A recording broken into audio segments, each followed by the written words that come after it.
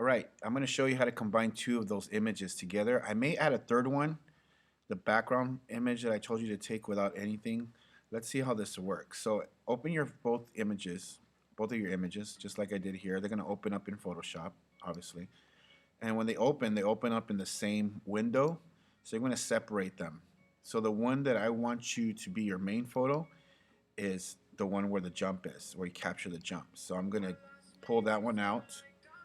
Okay, and then I'm going to grab the other one and make this one small, not smaller, but just not be the main window. So I'm going to, let me pull this one just like that on the bottom right corner. So you just put it on the bottom right corner like that. Just drag it just like that. All right.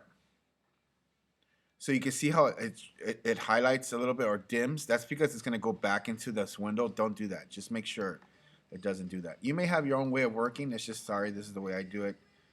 Now, I'm going to pull this one just like that. Pull my window like that. All right. Just a little bit. Okay. All right. So now, quick selection tool right over here. Okay, we're going to use this baby right here, the quick selection tool, to bring this image over here. I did something bad in this picture. Sorry, it was on the way back to class, and I told Eva, asked Eva, can you quick take a few pictures for me? And she did, so thank you, Eva. Double credit for you and a cookie. All right, so quick selection tool, that's the one you're going to use, but you're going to click on the one that's kneeling. Don't forget the shadow, okay? So I'm going to zoom in a little bit, get the navigator, zoom in, there we go. And I'm going to click and hold. You see how the circle with the plus? Click and hold it to outline everything, okay? Click and hold, see how it outlines everything? Make sure you get everything in there. Okay, I need to get the shadow too. Now, notice what I'm doing. I'm grabbing all this other stuff too, so I'm gonna get rid of that in a second. So I'm gonna double click everything, make sure I got her. See, I'm missing her hair a little bit there. Just click on the edges just to get that little bit. Okay, now I'm gonna hit on the keyboard. It's the Option key. On the black keyboards, I believe it's the Control key. On the Macs, it's the Option key where you can see that it's turning from plus to minus. Make sure you click on that's minus, and then you're going to click and drag to get rid of that. You don't want to select any of this. Okay? And then you can go in there too and minus this too. Just like that. Just so you can get the shadow. So you click and drag holding the Option key. And I'm not going to worry about this right now. It's just I want to just get as much as I can here. All right. Now, if yours doesn't have a nice edge like this, grabbing the person, make sure you just click on the edges of the photo of the person's body, so it'll spread out just a little bit, but not too much. Okay. All right. Now we're ready to copy this and paste it into this image. So what do? Command C. Click on this image, and then Command V. Okay, Command V. It's going to ask you this. I'm going to go ahead and click Don't Show Again and click OK. All right, so now I'm going to click the arrow key. You see the image is there. I'm going to click the arrow key and move the layer. If your layer doesn't move when you do this, turn on Auto Select up here and make sure you have it on Layer. Okay, because that's what automatically moves it. All right, so I'm going to move her probably right here, maybe right here like that, or I don't know, wherever. Make sure that's why I ask you guys when you guys jump to fold your knees as much as possible, but it's okay. People did a good job right here. And it looks like she's going to get kicked, right? So I'm going to put her right there, all right? Then I'm going to zoom in a little bit with the navigator,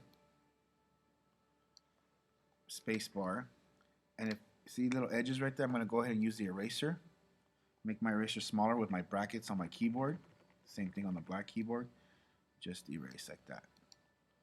Go in there and erase. Or you can do this. Use the blur, the little teardrop, and then use the blur on the edges just to smooth it out so it doesn't look like it's cut out and pasted, even though we did.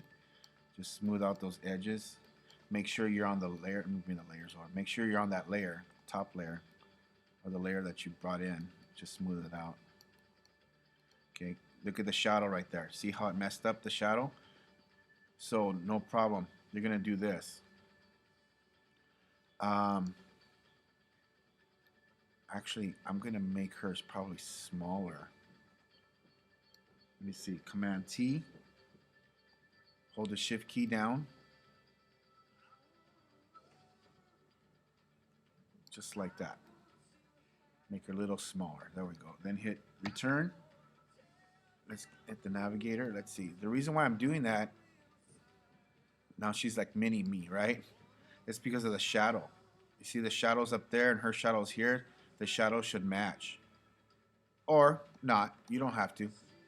Just kind of make it look, if it looks realistic to you, that's fine. Okay. But her shadow's way up there and down here. But it's no big deal. You don't have to do that. But the shadow down here, all you have to do to fix it, I'm going to zoom in. Navigator. Zoom in. Space bar. Okay. And I'm going to just use the brush tool. Make my brush the size of that shadow there. Hit the control key. Get that color there. And just spread it like that. You see that has a hard spread. Let's do Command Z. We're going to do it actually. We're going to use the hardness. Let's make it smaller. Oh, let me click off of that. Make it smaller using my brackets. Just fill it in like that. Okay. I'm going to hit the control key again on the keyboard, or option, sorry, option, so I can get that same color of the shadow. And then make the brush size smaller. There, don't be so, make the brush size smaller. You have to be that exact because you're looking at it really close. Command 0, full size. See? No one's going to really notice that little bit difference. They probably will, but all right, so there you go. You're going to click Save As. I'm going to call it Jump Shot. Jump Shot. Click OK. Now we got a couple more things to do.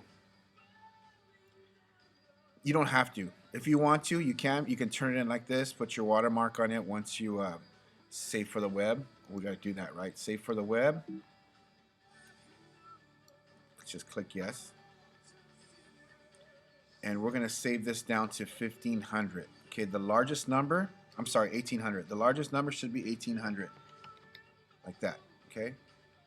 Or around 50% or so, which is 45 here. Leave it at JPEG and then click save, and that'll be your jump shot. And then you can save that as your jump shot. Okay, but what if you want, those of you that want learn a little bit more advanced feature, click on the clone stamp. Okay, remember the clone stamp? I'm going to clone out this and this. And the clone stamp, I'm going to tell it the option key. I'm going to tell Photoshop, I want you to clone this here. So I'm going to click option key, click the mouse, and then I'm going to click there. Oh, I got to be on the layer here. Sorry. Do it again. Option key, click on the mouse, and then click there, and I'm going to get rid of that. Get rid of that. Click again here on the wall with my mouse, and then click. See how it follows you? Now a little tricky down here because look at the shadow. So I'm going to click here again, right there. I'm going to follow it right on the line. Boom, like that. Okay, I would do the same thing to this for this too, but it's I just want to remove those distractions there. That's why I say be careful where you take your picture in the backgrounds, that it's not too distracting. Okay, you want to see this. All right, so add your watermark. Well, actually, you can do that here in Photoshop. Just go click the T, give it some time to load, and then you can add your watermark in a small. Do it really small. Don't make it really big. Some of you are leaving your watermark really, really big. So just small watermark. What is it? Option G, right? For what? For the copyright. And put just put, and always in white as much as possible. Maybe pick the. I'm gonna pick that color there,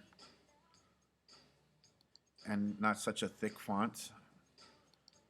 I'm gonna just pick light, and pick the color white. All right, and then let's make it.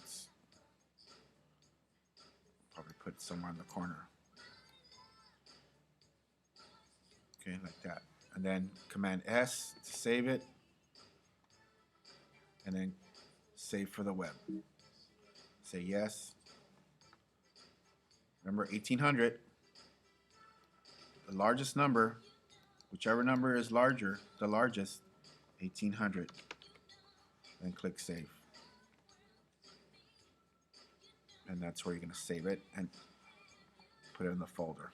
Okay, if you have any questions, give me a call or call me over and then I can help you or rewind this video. Okay, good luck with that.